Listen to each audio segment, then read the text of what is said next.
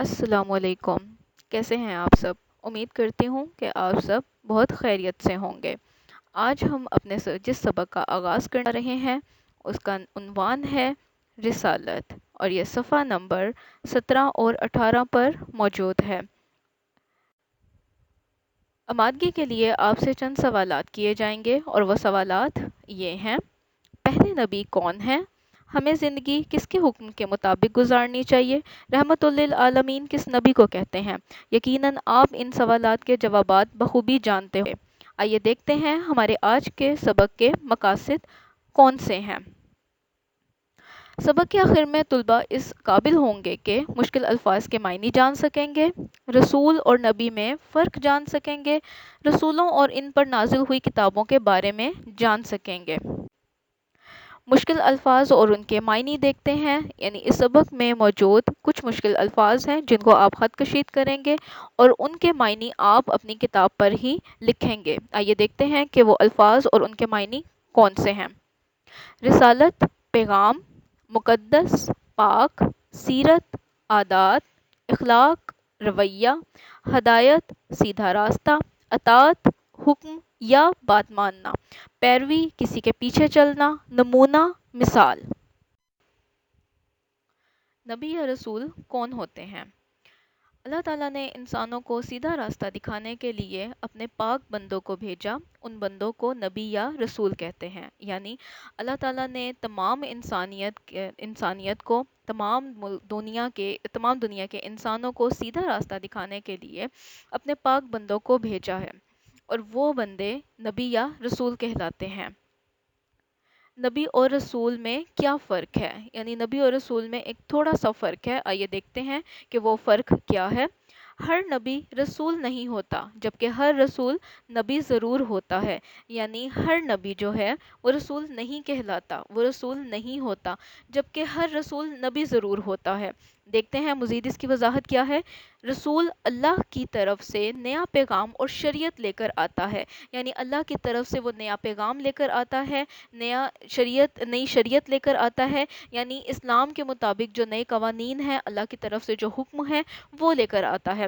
جبکہ نبی پرانے نبی یا رسول کی شریعت لے کر چلتا ہے، یعنی نبی اپنی طرف سے یا اللہ کی طرف سے کوئی بھی نیا حکم اسلام میں شامل نہیں کرتا، بلکہ پہلے سے جو حکم چلتا آ رہا ہوتا ہے اسی پر وہ عمل کرتا ہے، اور لوگوں کو بھی اسی پر عمل کرنے کی ہدایت کرتا ہے۔ رسول کو اللہ کا پیغام خیالات یا فرشتے کے ذریعے سے بات چیت کر کے سوتے یا جاگتے میں ملتا ہے، جبکہ نبی کو اللہ کا پیغام سوتے میں ملتا ہے، یعنی اللہ تعالیٰ کی طرف سے فرشتہ بھیجا جاتا ہے، اور آپ کو اچھے طریقے سے معلوم ہے کہ یہ پیغام وحی کی صورت میں نازل ہوتا ہے، اور وحی کا مطلب ہی یہ ہے کہ اللہ تعالیٰ کی طرف سے ایک اشارہ ہوتا ہے، اللہ تعالیٰ کی طرف سے پیغام ہوتا ہے، جو کہ فرشتے حضرت جبرائیل علیہ السلام کے ذریعے سے رسولوں تک پہنچتا ہے، اور وہی پیغام وہ آگے سے انسانیت کو پہنچاتے ہیں، آگے سے اپنی قوم کو، اپنی امت کو، تمام لوگوں کو وہ پیغام پہنچاتے ہیں، جبکہ نبی کو اللہ تعالیٰ کا پیغام سوتے میں ملتا ہے۔ رسولوں پر ہی کتابیں نازل ہوتی ہیں۔ آئیے دیکھتے ہیں کہ وہ کتابیں کون سی ہیں اور رسول کون سے ہیں۔ یقیناً آپ بھی ان کے بارے میں بہت اچھے سے جانتے ہوں گے۔ نبی اور رسولوں کا درس، یعنی اللہ تعالیٰ نے جو انبیاء بھیجے، جو رسول بھیجے، انہوں نے تمام لوگوں کو، اپنی امت کو، انسانیت کو کیا درس دیا، کیا سبق دیا؟ تمام نبیوں نے اپنی اپنی امت کو سیدھا راستہ دکھایا اور ایک اللہ پر ایمان لانے کا درس دیا، آپس میں پیار محبت سے رہنے کا درس دیا، یعنی کبھی بھی کسی نبی نے یہ نہیں کہا کہ آپس میں ایک دوسرے سے بدلہ لیں، لڑائی جھگڑا کریں، پیار محبت سے نہ رہیں، بلکہ ہمیشہ پیار محبت سے رہنے کا سبق دیا ہے۔ دنیا میں تقریباً 1,24,000 پیغمبر آئے، اور سب نے اپنی قوم کو ایک ہی درس دیا، کیونکہ وہ درس اللہ تعالیٰ کی طرف سے بھیجا گیا تھا، وہ پیغام اللہ تعالیٰ کی طرف سے بھیجا گیا تھا، اور تمام انبیاء نے اس کے اندر کسی بھی قسم کا رد و بدل کیے بغیر، کسی بھی قسم کی تبدیلی کیے بغیر وہ پیغام تمام انسانیت کو پہنچایا۔ رسولوں اور ان پر نازل ہونے والی کتابیں کون سی ہیں؟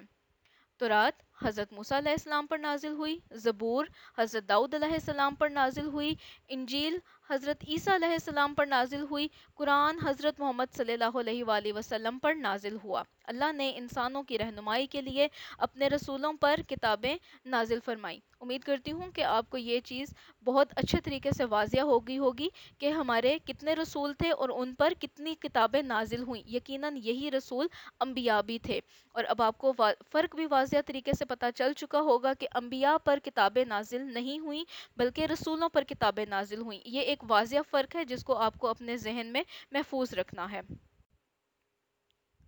حضرت محمد صلی اللہ علیہ وآلہ وسلم کی تعلیمات پر عمل کرنا ضروری ہے، کیونکہ یعنی حضرت محمد صلی اللہ علیہ وآلہ وسلم کی تعلیمات پر ہمیں عمل کرنا بہت ضروری ہے۔ اور وہ کیوں ضروری ہے؟ وہ اس لیے اللہ نے حضرت محمد صلی اللہ علیہ وآلہ وسلم کو تمام دنیا کے لیے رحمت والا نبی بنا کر بھیجا ہے۔ اس لیے جس شخص نے بھی حضرت محمد صلی اللہ علیہ وآلہ وسلم کی لائی تعلیمات پر عمل کیا، اس نے تمام نبیوں کی تعلیمات پر عمل کر لیا۔ حضرت محمد صلی اللہ علیہ وآلہ وسلم کی زندگی ہمارے لیے مثالی زندگی ہے، یعنی ہمارے لیے ان کی زندگی ایک نمونہ ہے۔